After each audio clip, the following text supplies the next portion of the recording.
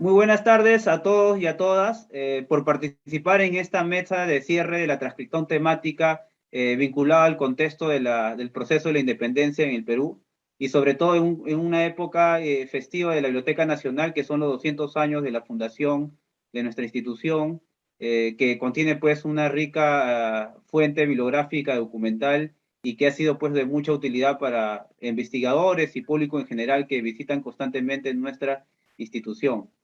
En esta mesa de cierre, como ya tenemos costumbre, invitamos a un conjunto de especialistas que conocen sobre la temática que se ha desarrollado la transcriptón, que en este caso, como ya se indicó, está vinculado al proceso de la independencia en el Perú. Para ello vamos a contar con la presencia de Pablo Ortenberg, Silvia Escanilla, dos reconocidos investigadores cuyas investigaciones han ayudado a replantear sobre el proceso de la independencia en el Perú. Por motivos laborales y profesionales no vamos a contar con nuestro colega Gustavo Montoya. Él ha mandado sus disculpas del caso a la institución y esperemos contar con él en otras actividades. En esta actividad de la transcriptón que se inició en la primera semana de agosto y que ha culminado el día jueves, hoy 26 de agosto a las 4 de la tarde, ha tenido pues mucho impacto en la población y sobre todo el interés de varios investigadores y público en general que han podido acceder a un conjunto de manuscritos que comprenden desde 1818 hasta 1825, entre ellos mucha documentación, no solamente de la ciudad de Lima, sino también de algunas provincias como la de Cusco, como la de la Sierra Central, algunas zonas de Junín, Tarma y algunas cosas también vinculados al proceso de la independencia o aquella información que complementa a este contexto.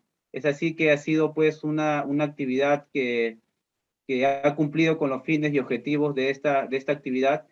Muchas de las transcripciones que se han desarrollado durante estas actividades, estos días de transcripción ya se encuentran debidamente publicadas con los créditos correspondientes, que es en el transcurso de la charla que vamos a dialogar sobre la documentación, vamos a ir mencionando algunos de estos nombres que muchos de ellos usuarios que han participado recurrentemente en muchas de las actividades en este tipo de actividades que hacemos, ¿no? Cabe destacar que la página de la transcriptón, Recuperando nuestra memoria manuscrita, es una página que está abierta todo el año, pueden acceder desde el día lunes hasta el día domingo a cualquier hora, muchos investigadores o gente interesada en conocer un poco más de nuestro patrimonio documental. Pero para esta actividad de la transcriptón que duró cerca de 2 semanas, ha terminado hoy día a las 4 de la tarde, y próximamente estos 74 manuscritos van a poder pues no pasar al catálogo general, engrosando así pues el cúmulo documental digitalizado que contiene esta plataforma, ¿no? Que en total estamos ya teniendo una cantidad aproximada de 1023 manuscritos digitalizados que abarcan desde el siglo XVI hasta el siglo XX. Entonces, muchos usuarios y especialistas pueden acceder a esta documentación de manera gratuita. También pueden acceder a la plataforma en las transcripciones que han sido desarrolladas por algunos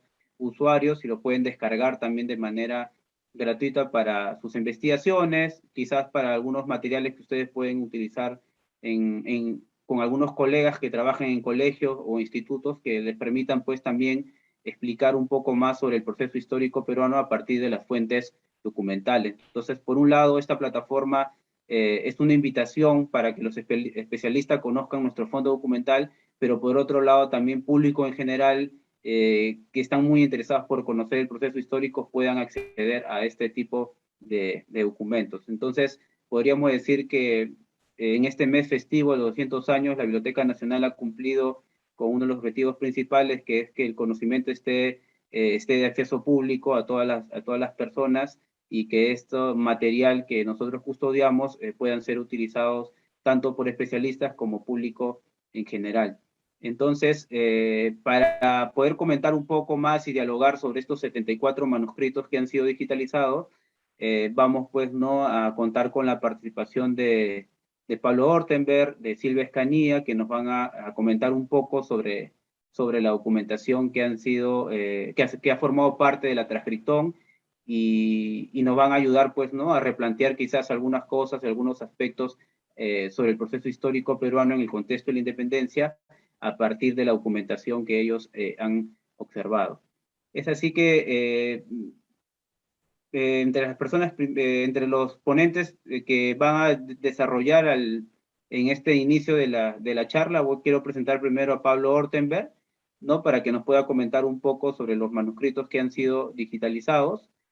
Pablo Ortenberg es doctor en Historia por la Escuela de Altos Estudios en Ciencias Sociales de París y licenciado en Ciencias Antropológicas, ¿no? De Buenos Aires. Es investigador del Consejo Nacional de Investigaciones Científicas y Técnicas en Argentina. Asimismo, es director del Centro de Estudios de Historia Política en la Escuela de Política y Gobierno de la Universidad de San Martín en Argentina.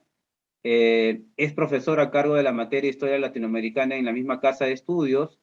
Es autor de libros y artículos sobre rituales políticos en Latinoamérica, entre los que se destacan Rituales de Poder en Lima, 1735 a 1828, de la monarquía a la república, ¿no? Libro que fue publicado en la ciudad de Lima, en el Fondo Editorial de la PUC, el 2014. Desde hace 10 años orienta sus investigaciones al estudio de la relación entre festejos de los centenarios patrios latinoamericanos y la diplomacia en Sudamérica. Entonces tenemos un gusto de contar con Pablo Ortenberg, que le doy la palabra para que nos pueda comentar un poco de estos documentos que han sido transcritos durante la actividad de la transcriptón. Bien, buenas tardes a todas y todos, y agradezco la invitación y la presentación de Jimmy por permitirme participar de esta actividad que en primer lugar tengo que felicitarlos por el trabajo de digitalización tan necesario, sobre todo en pandemia, y antes de la pandemia también era muy necesario, que permite, bueno, ya habrán comentado, ¿no? El acceso de todas partes del globo a este patrimonio nacional peruano, que también nos permite entender no solo la historia del Perú, sino de esta parte del continente, ¿no es cierto? Y bueno, sin demorarme más, yo quería empezar recordando que, bueno, la invitación, la propuesta es que comentásemos los documentos que vimos en función de nuestras investigaciones, y dejar abiertas posibles líneas para continuar, profundizar, avanzar en esas temáticas, ¿no? Entonces, bueno, yo recuerdo que cuando estaba haciendo la investigación para la tesis doctoral en Lima, consulté este tipo de documentación en la biblioteca cuando estaba todavía en la calle Abancay, donde cuando uno entraba aparecía la placa de mármol dedicada a Monteagudo, como decía, organizador de la biblioteca, ¿no? Esa placa que inauguró el director de la biblioteca de entonces, de 1940, Carlos Romero. Y bueno, cotidianamente iba a consultar, no se permitía sacar fotos, o había que pagar, no me acuerdo. La cosa es que llevaba mi cuadernito, el lápiz, porque tampoco estaba permitido el lapicero, ¿no? Como en el archivo general tampoco, en ese momento al menos. Y bueno, así fui llenándose un cuadernito que me sirvió después para la tesis doctoral, pero llegó un momento donde yo quise volver a consultar esa documentación, y por la mudanza, toda esa documentación se puso en cajas y estuvo durante varios años sin poder ser consultada. Recién conversábamos y Jimmy me recordaba que después del inventario empezó a estar disponible al público en 2011-12. Bueno, yo por suerte había anotado en el cuadernito y utilicé para mi investigación cosas que había anotado ahí, pero ahora celebro que poder volver a ver esos documentos y con el lujo de que estén digitalizados, ¿no es cierto? A ver, en esa época, estoy hablando en 2004, 2, 3, 4 por ahí, lo que sí me sirvió, por supuesto, mucho de otros archivos, del AGN, el archivo municipal también me sirvió para mi tema, ahora voy a comentar eso, muchísimo, y también tempranamente estaba ya digitalizada las leyes y decretos del Congreso. Y fue muy útil eso, y es un ejemplo de digitalización muy, muy temprana, digamos, de documentación. Claro, son leyes, decretos no numerados que estaban editados, pero bueno, podíamos acceder desde la computadora a distancia. Fue muy, muy útil. A ver, voy a hablar desde mi experiencia, ¿no? Yo, la tesis doctoral tomó como objeto los rituales del poder, ¿no? Los rituales del poder en un espacio que es Lima, podría haber sido cualquier otra ciudad, pueblo, villa del mundo americano. Escogí Lima por diferentes razones, quería ver justamente la capital del virreinato más antiguo en Sudamérica, que, bueno, en fin, la serie de transformaciones que experimentó esa sociedad en ese lugar, donde tenía su sitio la autoridad suprema, el virrey, ¿no? En fin, en un periodo largo, ¿sí? 1735, 1828, un periodo largo, un espacio acotado y un tema acotado. Eso permitió desplazarme bastante en la temporalidad. Ahora, claro, a partir del año 1808, la monarquía entra en una crisis política social inédita, ¿no? Y ahí, en mi análisis, y lo reflejo, digamos, en el libro, entablo una dialéctica entre rituales del poder que ocurren en Lima con otros rituales del poder que tienen lugar en otras ciudades, grandes, pequeñas, del espacio peruano, y no solamente del virreinato peruano, sino también del Río de la Plata y de Chile. Por ejemplo, conecto por momentos casos de Lima con casos que ocurren en Buenos Aires, Santiago de Chile, Chuquisaca, actual Sucre, Arequipa, Cusco, incluso el pueblo de Chorrillo, de pescadores, que no está conectado a Lima, ¿no? Había una cierta distancia, bueno, ahí también hay festejos por la Constitución de Cádiz, en fin. Ahora bien, ¿qué faltaría profundizar? Y yo fomento, estimulo a jóvenes o no tan jóvenes, los que quieran seguir investigando esos temas, claro, profundizar qué ocurrió, cómo se celebraban las autoridades locales y digamos, la figura del monarca también, en todo caso, en otras ciudades, pueblos y villas del espacio peruano, ¿no es cierto? Eso sería de mucha utilidad, porque yo estudié la sucesión de calendarios, cómo se suceden unos a otros, los festejos en el espacio limeño centralmente. Pero claro, sería muy interesante ver lo que ocurría en otras partes. Bien, y también sería interesante profundizar lo que ocurre en ese mismo momento entre el 8 y bueno, en mi caso el 28, sistemáticamente también en otras ciudades, ¿sí? O sea, una profundización sincrónica en otros espacios y también en la diacronía, luego de mi periodo, porque ahí pasa, ahora voy a mencionar un poquito más eso para que se entienda mejor. Yo recién como que planteo un poco el marco. A ver, quiero ir ahora a la documentación, quiero dar un ejemplo de un documento de los 70 y pico que me pareció hay muchos documentos muy interesantes, recién hablábamos de esos muy, muy interesantes. Yo voy a hablar de uno para ejemplificar por qué me parece importante y cómo puede ayudar para seguir profundizando estos temas. A ver, voy a compartir la pantalla.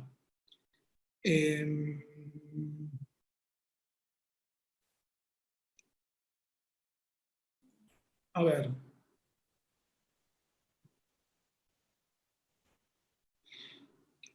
Todos ven esa página. Es una página de mi libro que se puede descargar ahora gratis, online, está en el repositorio institucional de la Pontificia Universidad Católica. Y bueno, en la página 257 creo que se ve, en un momento, esperen,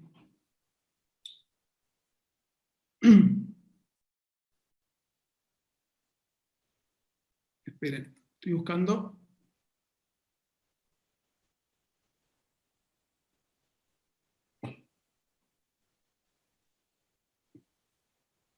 ¿Se ve ahí la página 339?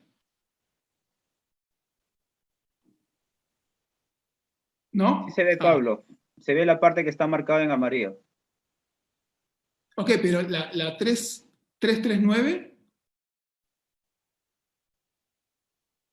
No. Claro. No. Bueno, un segundito. Dejo de compartir y vuelvo a compartir desde ahí. Ahí va. Ahí está. Ahí ven la 339, ¿no? Sí, Pablo, sí se puede ver. Esperen. Un poquito de paciencia, que la Serna en Cusco es. Ahí está.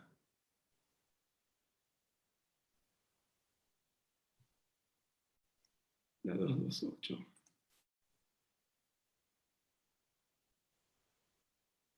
Ahí está.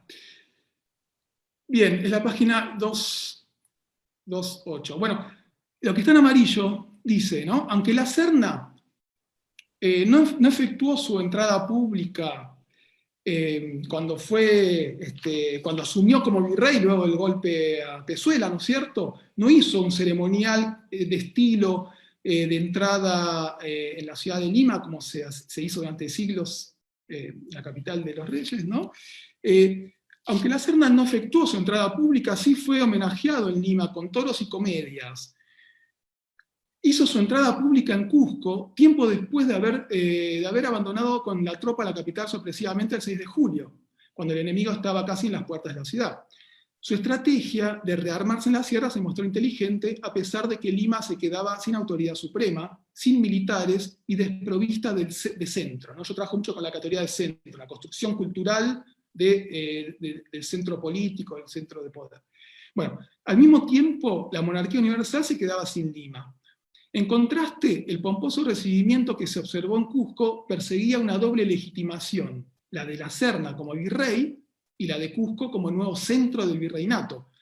Y ahí cito justamente un documento que consulté y pude anotar en el cuadernito del que les hablaba, que da cuenta de los gastos que se dedicaron a homenajear con un banquete al virrey en Cusco, ¿sí? Ahora, por otra parte, en la ahí,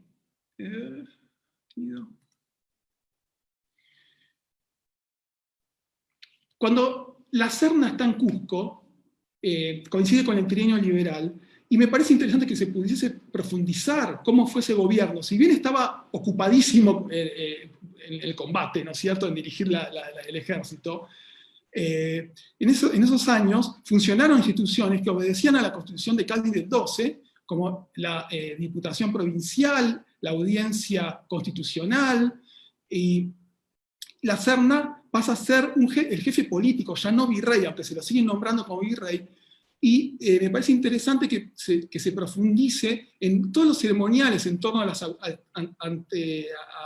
autoridades estas que menciono, que funcionaron durante un periodo muy breve en Cusco, pero me parece digamos, que puede ser muy, muy, muy interesante y revelador de esos cambios en la representación del poder político durante el trienio liberal. Hay autores, autoras que han trabajado mucho el trienio liberal recientemente, Ascensión Martínez Riaza, Claudia Rosas, Víctor Peralta, Nuria Sala, desde hace ya 10 años que están investigando sobre el trienio liberal en el Perú, pero faltaría profundizar la dimensión simbólica, ceremonial de los rituales para legitimar estos cambios políticos, ¿sí? Entonces me pareció interesante. Yo encontré ahí también en la Biblioteca Nacional otro documento que cito sobre los festejos en honor a la Constitución que dirige el virrey La Serna en Cusco, donde elige como fecha celebrar en el Día de San Fernando en honor al rey, expuso un retrato del monarca en los balcones del palacio con guardia de honor, se colocó un lienzo al lado donde un europeo y un indio, dice, inflamados por los rayos de luz que despedía el libro de la Constitución, apagaba la tea de la discordia, ¿no?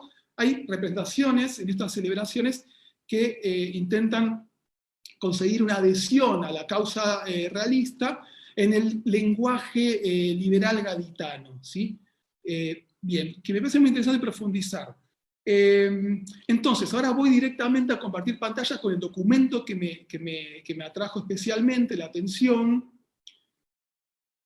A ver, dejo de compartir acá y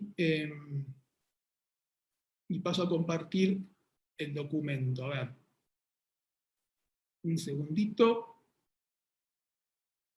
Ahí está. Bueno, yo me permití marcarlo todo a mi manera, disculpen, ustedes lo tienen prístino. Este documento de la colección Raúl Porras Barrenechea, ¿sí?, que está en la Biblioteca Nacional, es un expediente dirigido a la Diputación Provincial, donde el virrey Pezuela, en Cusco, a fines del año 21, 24 de diciembre, Cusco, 1821, les dice, para decirlo rápidamente, les dice a la Diputación Provincial y a la Audiencia Constitucional que lo acompañen en la ceremonia de recepción de él mismo en Cusco como virrey. Y de tal manera, porque todavía el rey, que si bien juró la Constitución en el 20, por la fuerza, ¿no? No emitió instrucciones de cómo debía ser el nuevo ceremonial político. Entonces tienen que improvisar un ceremonial político. Les leo, a ver rápidamente. El excelentísimo señor virrey ha manifestado al señor don Bartolomé Mosquera el gusto que tendría en que los ministros de este tribunal concurriesen, se refiere a la Diputación Provincial, concurriesen por esta única vez al recibimiento público de su excelencia, marchando vuestras señorías a su lado derecho, el presidente de la audiencia al lado izquierdo de la Serna, y luego un ministro de la audiencia a la derecha y un individuo de la excelentísima Diputación Provincial a la izquierda. Enseguida otro individuo y ministro de la audiencia en posición inversa, es decir, a la derecha, y así consecutivamente. O sea, lo que quiere hacer la Serna es mostrarse en el centro como jefe político y franqueado de las autoridades de la corporación, de la Audiencia Constitucional y de la Diputación Provincial, pero intercalando uno y otro, ¿no? Bien, dice, a definir la casa, el lugar, la hora, el sitio, ¿sí? Para no ocupar muchos minutos, más abajo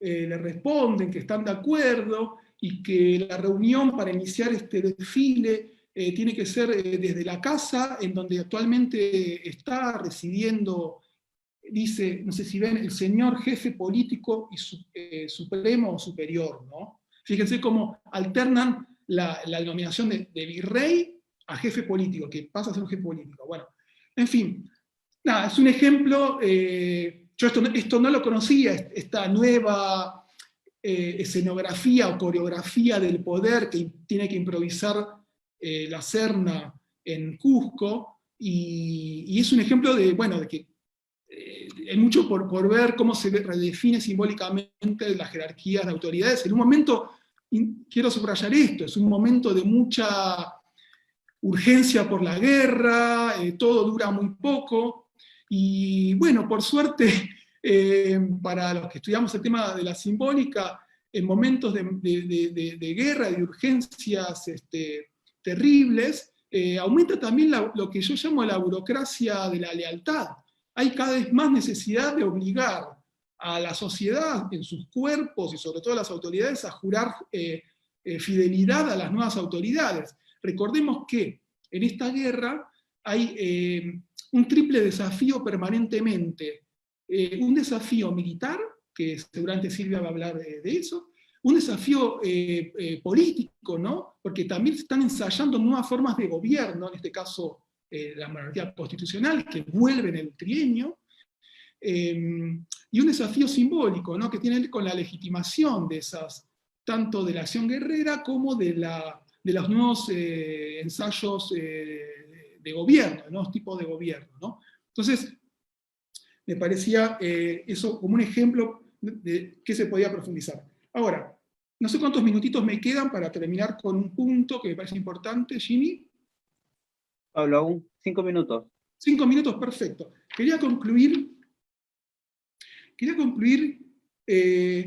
sobre un tema muy interesante. Bueno, me parece interesante es, bueno, la pregunta que que estuvo flotando, entre otras preguntas en este bicentenario, es ¿por qué se celebra el 28 de julio? Bueno, ¿por qué quedó el 28 de julio como fecha simbólica de la independencia peruana cuando sabemos que no empieza ni termina en esa fecha, no empieza ni termina en Lima el proceso independentista peruano? Eso sí, hay que subrayar todo el tiempo, y es así.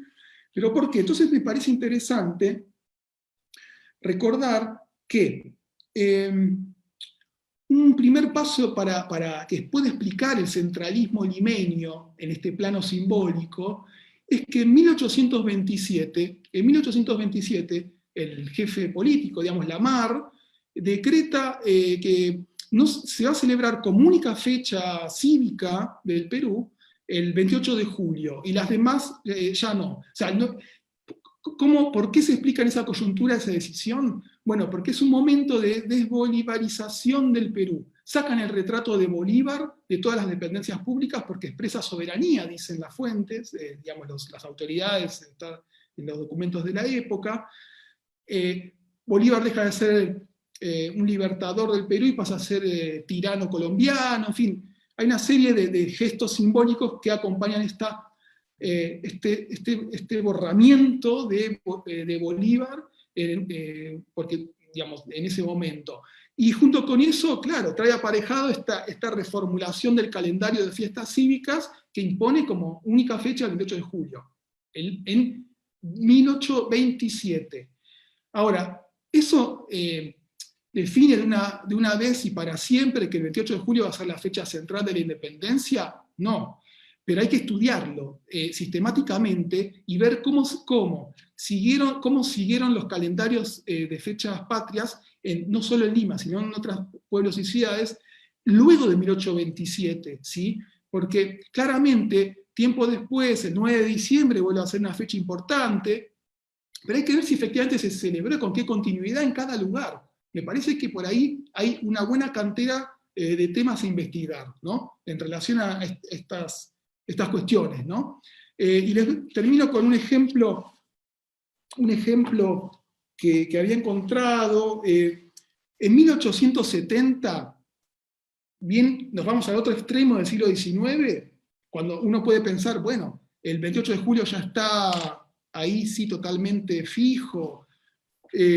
Incluso en ese año hay un periodista El Nacional, el periódico, que se quejaba de que en el Callao, y cito al periodista, las fiestas con que se ha celebrado aquí el aniversario de la independencia no se han distinguido ciertamente por lo pomposo, ni por lo solemne, ni por lo animadas. Desde que el Callao tiene en su historia esta preciosa fecha, el 2 de mayo, recordemos, poquitos años antes fue el combate del 2 de mayo, parece que va renunciando a conmemorar otra alguna, y cede semejante honor a Lima. ¿Podemos hallar esto lógico y razonable? O sea, se quejaba, ¿no?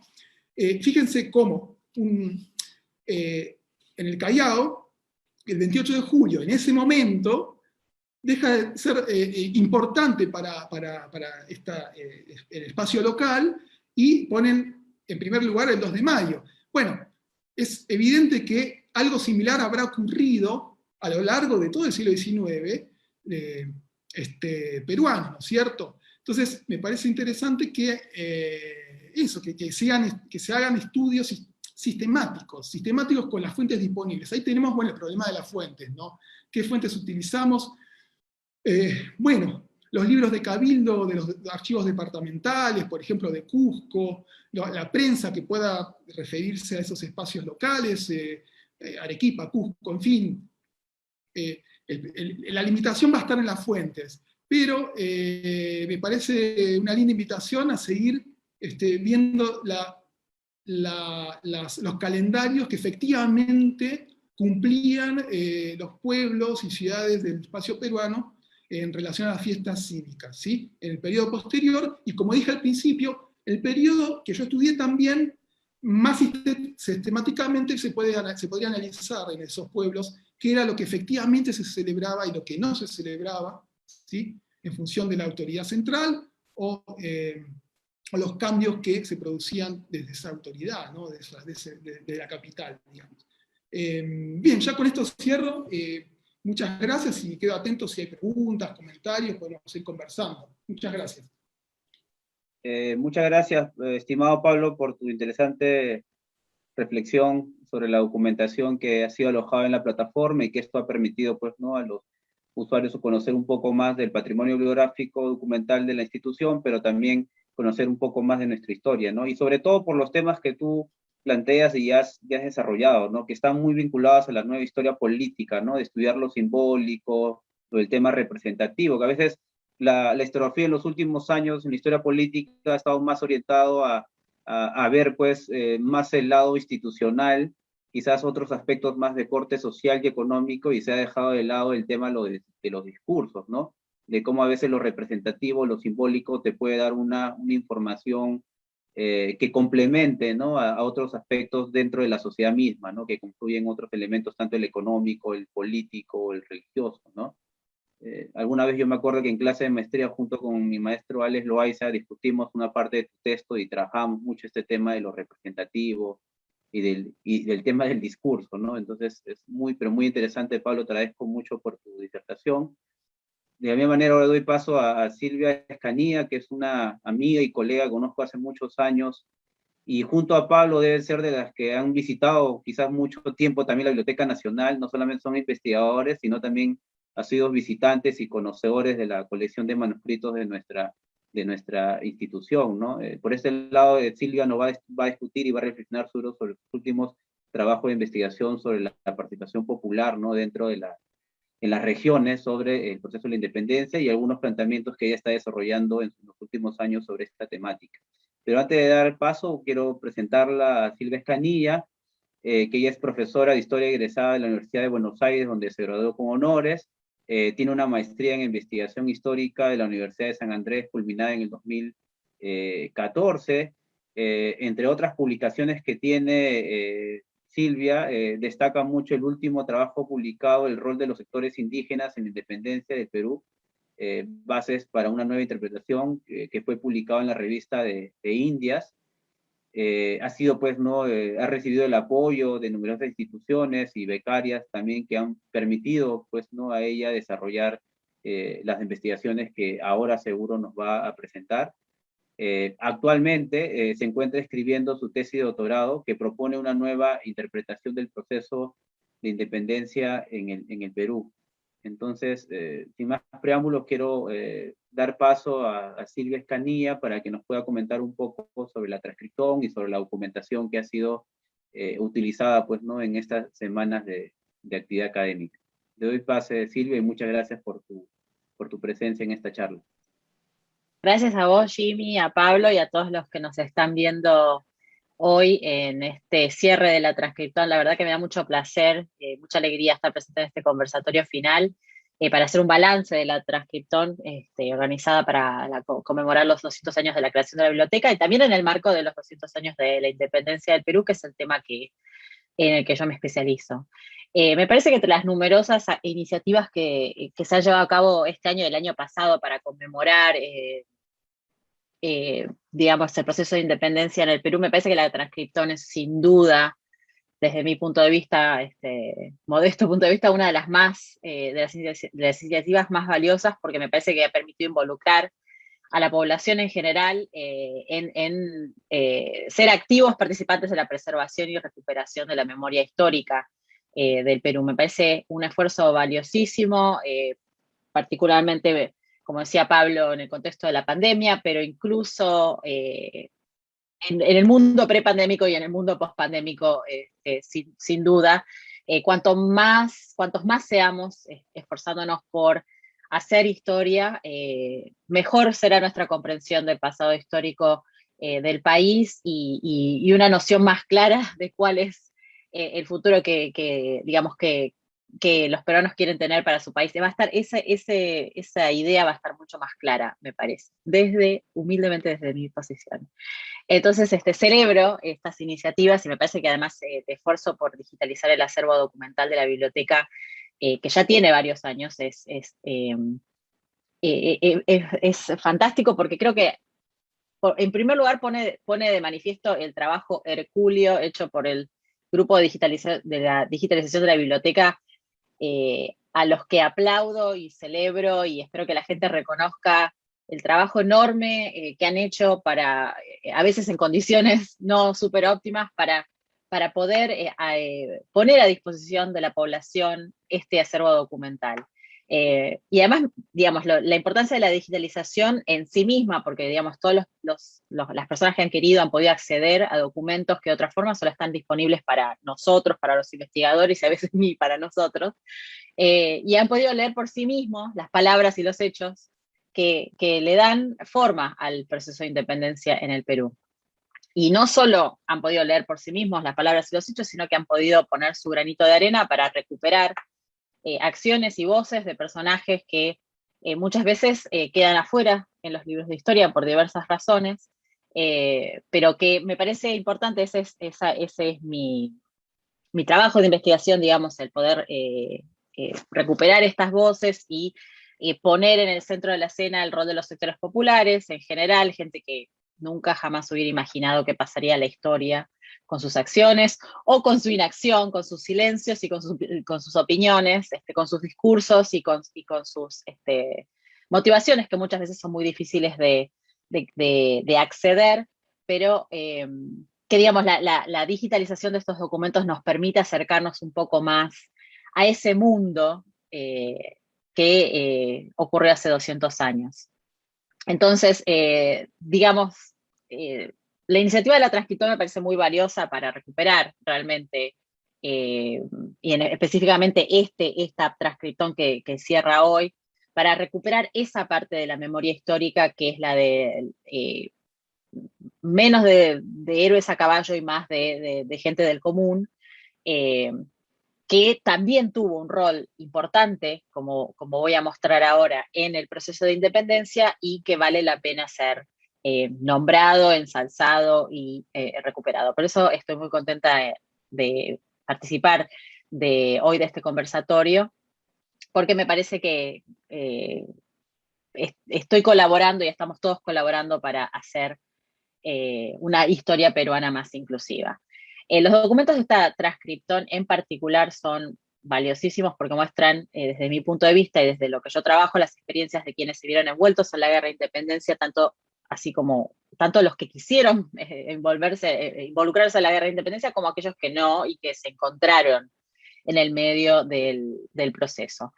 Entonces voy a destacar un par de documentos que a mí me parecieron súper interesantes. El primero es el documento número 6, el de la Plaza de Huancavelica, que es una información, es un expediente judicial para esclarecer los hechos de los prisioneros del pueblo de Huánuco en el partido de Castro Virreina en 1826. Es un expediente criminal que es largo, tiene 55 folios, entonces es uno de esos documentos que por ahí cuesta transcribir porque es largo y justamente lleva mucho tiempo. A veces la calidad del papel y de la tinta hace muy dificultosa la lectura de este tipo de documentos, pero es justamente este tipo de documentos de los cuales podemos adquirir más información sobre la gente del común. Y acá agrego una nota sobre cómo se conforman los archivos y para pensar un poco en por qué están estos documentos puestos a disposición del público. La Biblioteca Nacional, tanto como el Archivo General de la Nación y los archivos departamentales, otros repositorios documentales a lo largo del país, guarda determinados documentos siguiendo una selección que refleja múltiples razones. Digamos, por un lado, los criterios cambiantes que se han tenido en estos 2 siglos sobre qué es importante conservar y qué no, y que es obviamente una decisión muy arbitraria. También hay que tener en cuenta las mudanzas, el incendio, las dificultades de presupuesto, la falta de personal. Hay un montón de cuestiones que, digamos, que inciden al momento de la preservación de documentos y que de alguna manera determinan qué documentos se van a preservar y cuáles no, y cuáles se pierden, se dañan o se descartan, digamos. Y también los historiadores tenemos una responsabilidad porque obviamente lo que los historiadores de cada época han considerado que valía la pena ser analizado, integrado en una narrativa histórica, esos documentos son integrados y puestos al servicio, digamos, de una audiencia amplia, y otros, digamos, siguen en la oscuridad. Entonces, esfuerzos como este de la transcriptón, digamos, los traen a la luz, y la selección, esta selección de 74 documentos que nos ofrece el personal de la biblioteca, es muy valioso porque justamente refleja esos criterios tan arbitrarios, ¿no? O sea, el de guardar una nota que tiene 2 hojas y que simplemente dice, recibí este papel y se lo paso al funcionario siguiente, y eso es todo, digamos, no dice más nada. Y después tenemos expedientes como este que les estaba mencionando, de 1826, que en los que uno puede seguir la trayectoria de un grupo de personas en un determinado momento de alta tensión, tanto global política como personal para ellos, porque están presos o son sujetos de una persecución política. Y en este documento, por ejemplo, y esto lo marco para los que lo quieran leer y para los que lo hayan leído, por ejemplo, se destaca mucho el uso del vocablo caudillo, que en una parte del documento las fuerzas realistas mencionan a ciertos miembros de una milicia para justamente, y lo usan en forma acusatoria. Entonces, y acá, como Pablo, a mí me gustaría mencionar como, esta es, por ejemplo, una línea de investigación que se podría seguir, que yo digamos, hago algunos comentarios, pero yo no lo trabajo específicamente, pero esto se podría hacer un trabajo muy sistemático sobre el uso del vocablo caudillo y qué significaba específicamente en cada momento y según quién lo utilizaba, porque se utilizó por ambos bandos, pero digamos, con connotaciones cambiantes. Entonces, eso sería algo que, por ejemplo, salta en este documento a la vista y que seguramente hay muchos más. Bueno, yo sé que hay muchos más, porque los he visto, muchos documentos en donde también aparece la mención de la palabra caudillo, y que serviría para un estudio más amplio sobre el caudillismo en el Perú antes de la década de 1850, que es cuando por ahí típicamente se habla de caudillos.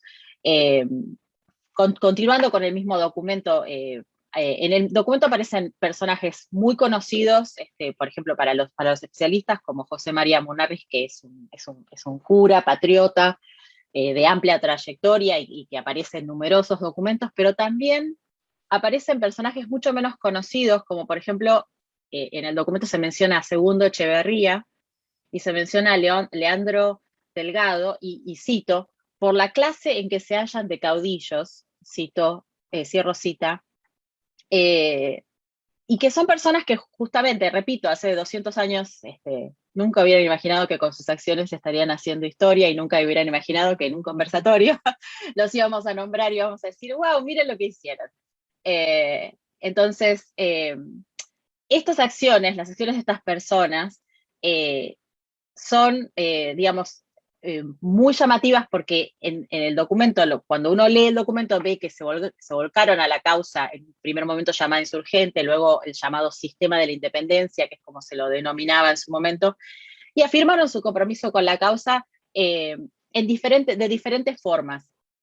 Y en una primera parte del documento, que son papeles obviamente que pertenecen o que pertenecían al primer gobierno independiente, se puede ver cómo ellos establecen una genealogía que los remonta a la batalla de Humachiri en Cusco, y los remonta a la Revolución del Cusco en 1814, para decir, ven cómo nosotros somos patriotas, estamos probando que nosotros hemos estado por el sistema de la independencia desde este año, y se remontan a 1814. Esto es muy valioso porque, digamos, en este momento en el que justamente estamos conmemorando la independencia y se debate por qué conmemoramos lo que conmemoramos, una de las cuestiones que han saltado a la luz en diferentes espacios de diálogo y de debate sobre el proceso de independencia es justamente la cronología de la independencia, el hecho, como mencionaba Pablo, de que se conmemora el 28 de julio y no otras declaraciones de independencia, y como lo marca este documento, el hecho de que por ahí la Revolución del Cusco de 1814-1815 no es una parte, digamos, oficial de la cronología, y siempre es algo que se menciona, es una revolución o una rebelión que se menciona junto con otro cúmulo de rebeliones menores, que se caracterizan por básicamente haber fracasado. Entonces, documentos como este nos llaman la atención sobre lo que para los personajes de la época era un momento importante en la historia, o en sus historias personales, locales, regionales, que fue la Revolución del Cusco. Entonces, digamos, lo que uno lee en el documento permite al investigador o a aquel que está leyendo el documento establecer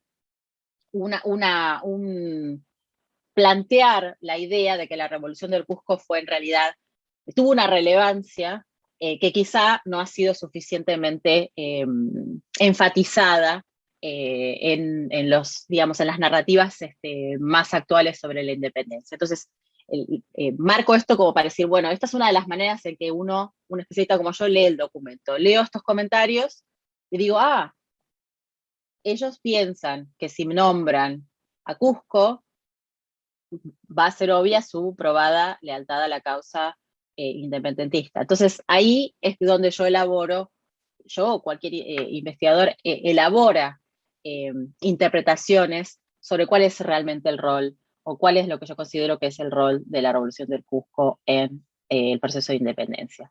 De la misma manera, en este expediente es posible ver cómo se posicionaron estos mismos hombres cuando eran capturados por el enemigo realista. Este documento es interesante porque tiene una primera parte de documentos que pertenecen al gobierno, al recién creado gobierno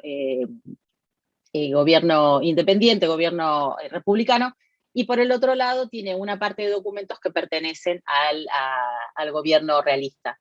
Y en esos documentos que pertenecen al gobierno realista hay una carta que es enviada por la esposa de uno de estos caudillos, que pide clemencia para su marido y justifica la acusación de revolucionario, que era una acusación en ese momento, explicando, y cito, ella dice, cito, abro comillas, para conservar sus vidas y haciendas sin tener la fuerza del brazo del soberano que los defienda, a la feroz violencia de aquellos obedecen y agachan la cerviz contra su voluntad y opinión.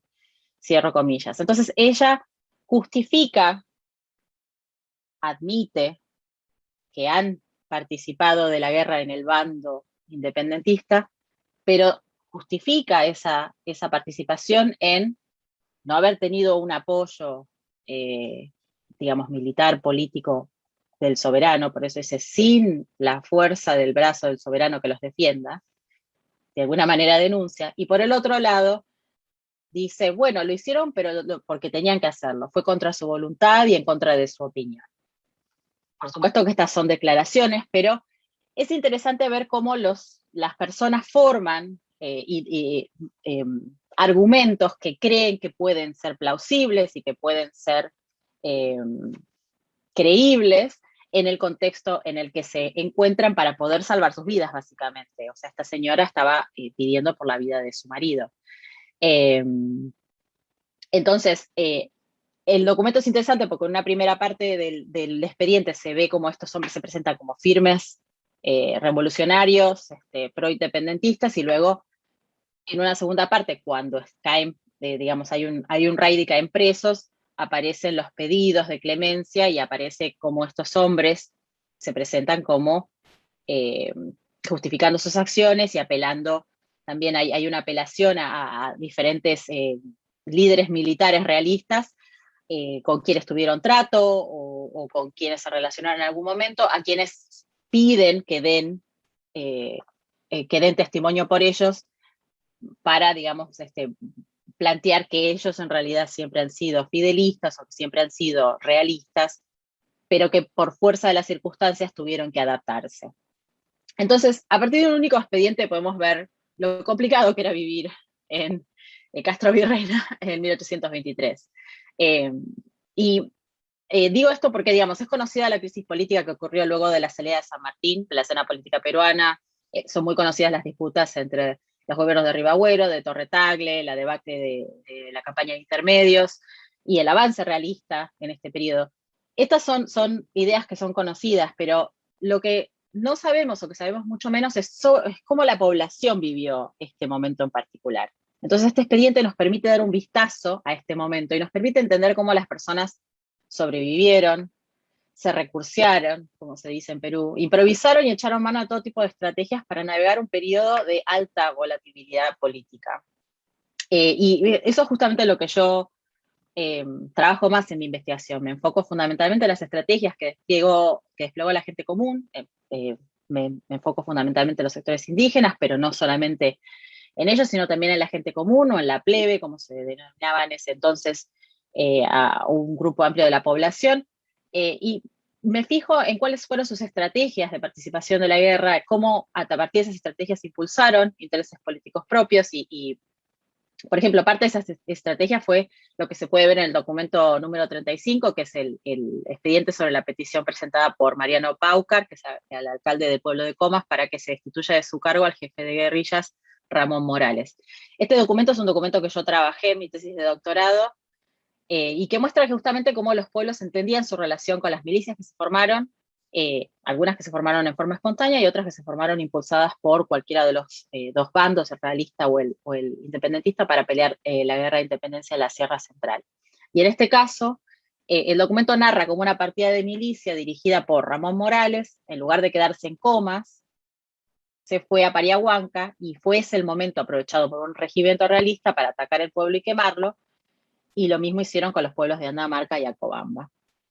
Entonces, el alcalde, Mariano Paucar, demanda que los enemigos, denuncia que los enemigos entraron al pueblo, y abro comillas, sin que nadie los estorbase, cierro comillas, y critica lo que considera la falta de instrucción política, esto es Dixit como lo menciona, de el comandante Morales, que no supo prever lo que ocurriría, así como también denuncia el maltrato al que somete a los soldados, razón por la cual le deserta. Entonces, podemos ver, por un lado, digamos, la narración de un hecho, y nos enteramos de algo que pasó en un lugar, y también vemos como un conflicto entre distintos poderes, ¿no? El alcalde y el comandante de milicias, y una puja de poder entre ellos.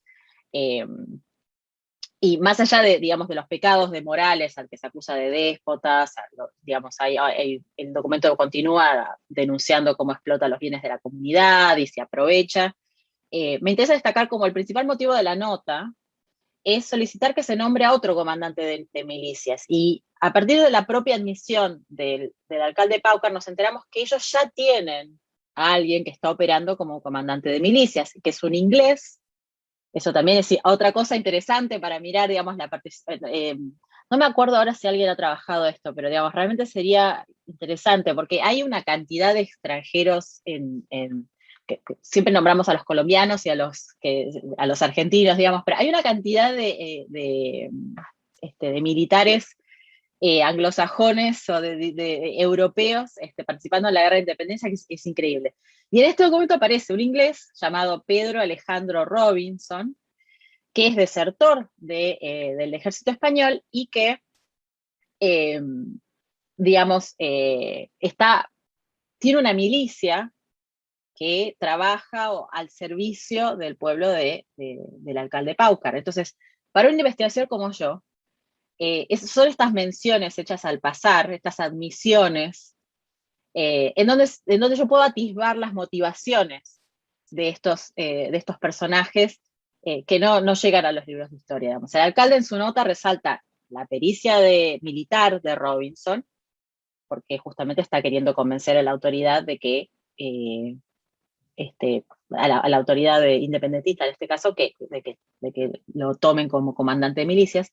Y también admite, y abro comillas, que ha trabajado con un corto número de hombres para sostener la defensa de aquellos pueblos. Cierro comillas. Entonces, el alcalde no solo está pidiendo que se nombre a Robinson, también admite que ellos de hecho, ya lo están ocupando como comandante de milicias y él ya está haciendo la defensa de los pueblos. Y también, de alguna manera, debido a la primera parte del documento en donde se critica lo que hizo Morales, que es sacar la milicia del pueblo y llevarla hacia otro pueblo, se ve también la intencionalidad digamos, del pueblo de Comas a través de su alcalde, que es el de entender que las milicias deben defender el territorio propio, que no son parte del ejército como para ser movilizados a donde al ejército, digamos, regular le convenga, sino que los pueblos entienden que esas milicias están para defenderlos a ellos.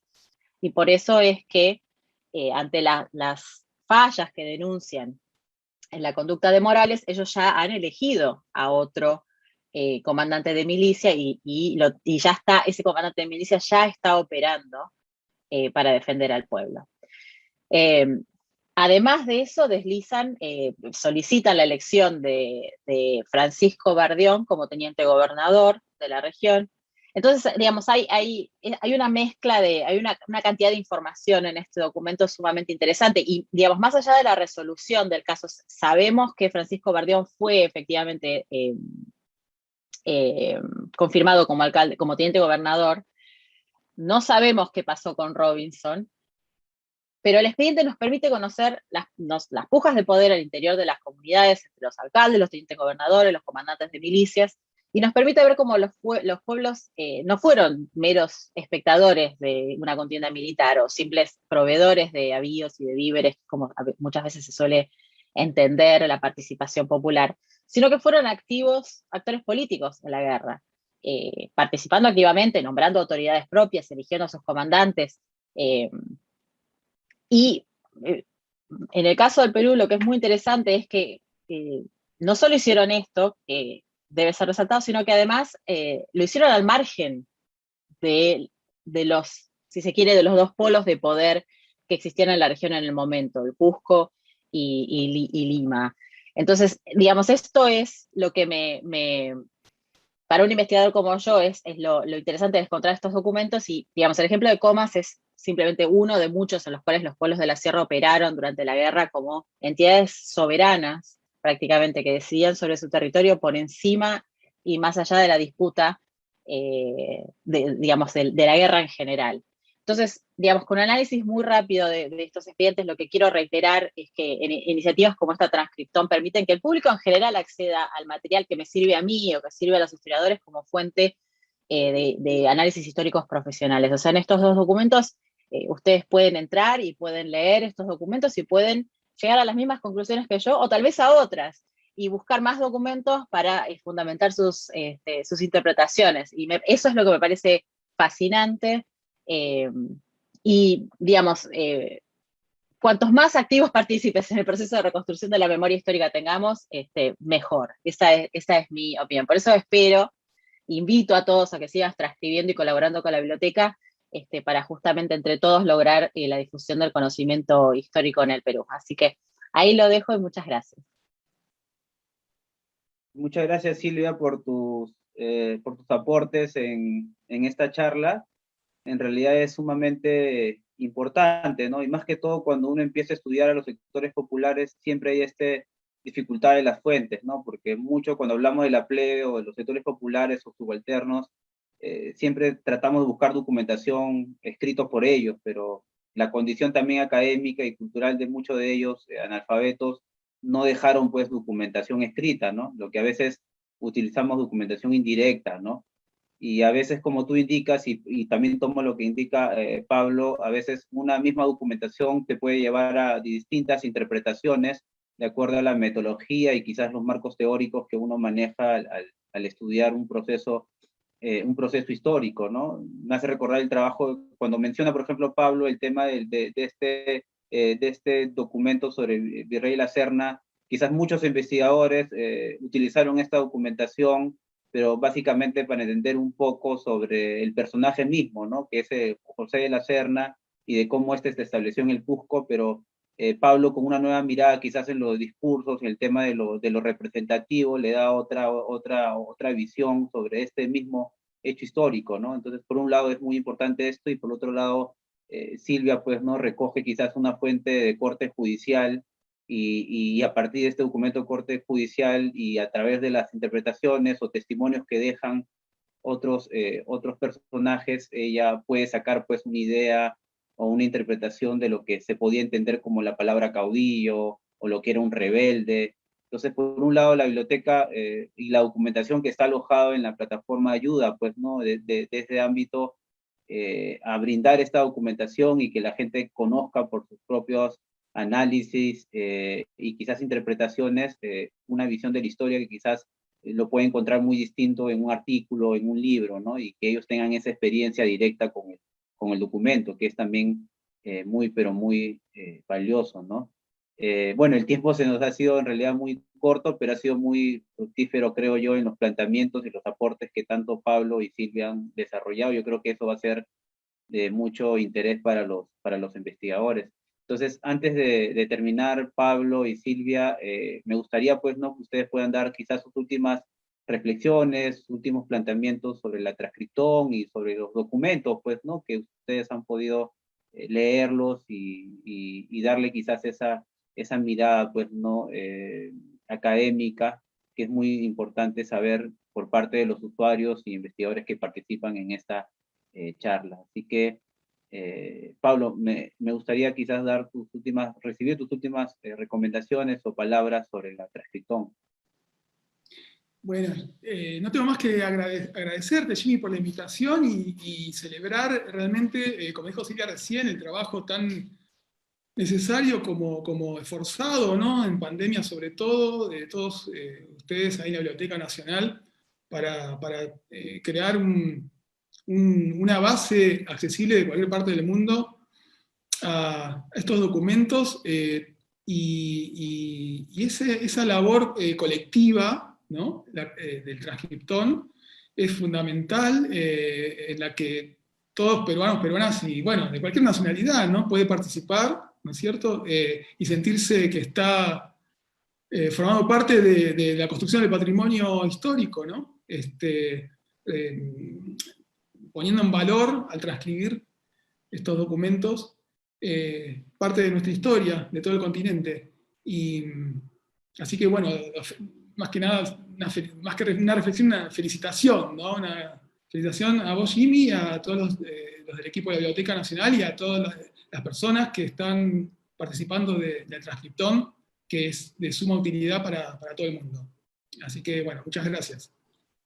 Muchas gracias, Pablo, por tus palabras y sobre todo por la presencia en esta charla y con todas las facilidades también que has brindado durante las últimas semanas para poder conocer un poco más de la plataforma y conocer sobre todo, pues, ¿no?, sobre el trabajo que hace la institución y cuyo objetivo es que este material esté disponible para todos los peruanos, pero también para aquellas personas de otras partes del mundo que se encargan en el estudio y comprender también nuestro proceso histórico, y que esto ayuda, pues, ¿no?, a entendernos también como nación. Así que muchas gracias, Pablo, por tu participación, y queríamos también dar la palabra a Silvia para que nos pueda brindar, pues, ¿no?, sus últimas reflexiones sobre la actividad. Sí, bueno, repetirme, a mí, desde que me enteré por Jimmy de las transcriptones que han venido ocurriendo, me pareció una idea genial, algo que realmente, digamos, el éxito de la transcripción te dice mucho sobre cómo es el pueblo peruano, te dice mucho de cómo todos están ávidos de conocer, de participar, de poder apoyar, de decir, ay, yo pude hacer esto, yo participé en esto, yo lo leí, entonces ahora sé. Hay mucho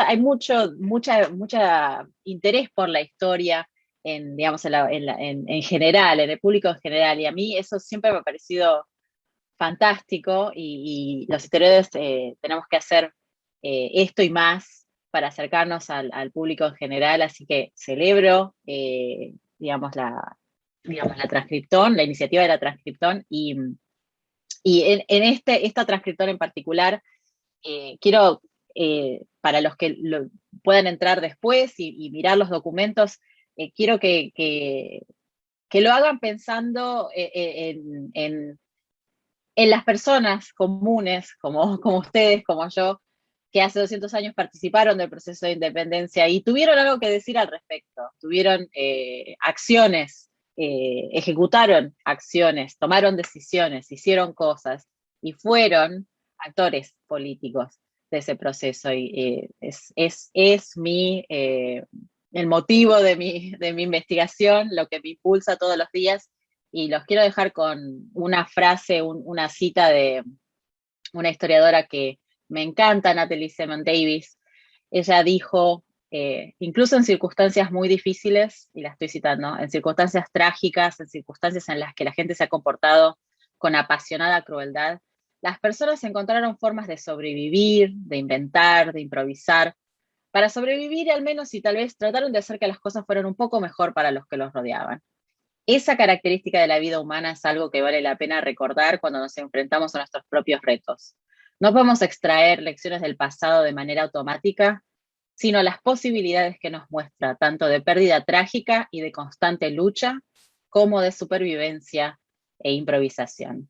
Cierro comillas. Y creo que estos documentos reflejan eso punto por punto. Entonces, quería traer a una sabia historiadora norteamericana eh, para que ayudarnos a pensar en las contribuciones que podemos encontrar de personas comunes en estos documentos, e invitar a todos a seguir leyéndolos y transcribiéndolos. Muchas gracias, Silvia, por tus palabras. De la misma forma también a Pablo, a nombre del jefe institucional Ezio Neira, les agradecemos por todo su apoyo en esta participación de la charla en conmemoración de los 200 años de la Biblioteca Nacional, que estamos próximos, pues no solamente a 2 días para cumplir 200 años de la creación de la Biblioteca Nacional. Entonces ha sido un gusto compartir con ustedes esta mesa de cierre de la transcriptón, que como ya Pablo y Silvia han hecho pues la invitación a todos y a todos ustedes para que puedan participar. La plataforma está abierta todo el año, pueden entrar de lunes a domingo a cualquier hora de tiempo que ustedes dispongan y pueden contribuir con sus transcripciones en la recuperación del patrimonio documental que custodia la biblioteca, y sobre todo esta plataforma sirve para difundir, ¿no? Difundir el material más documental, pero también difundir a través de estos documentos nuestra historia, ¿no? Y como dice Silvia, a partir de esta documentación, entendernos un poco más como país. Así que muchas gracias a todos ustedes y a todas. Invitamos al público en general a seguir con las otras actividades que la biblioteca tiene programadas en estos últimos días del mes de agosto, conmemorando la creación de la Biblioteca Nacional, y ya nos estaríamos viendo para otras actividades académicas vinculadas también a la transcripción y otras que se van a realizar en los próximos meses. Muchas gracias a todos y a todas.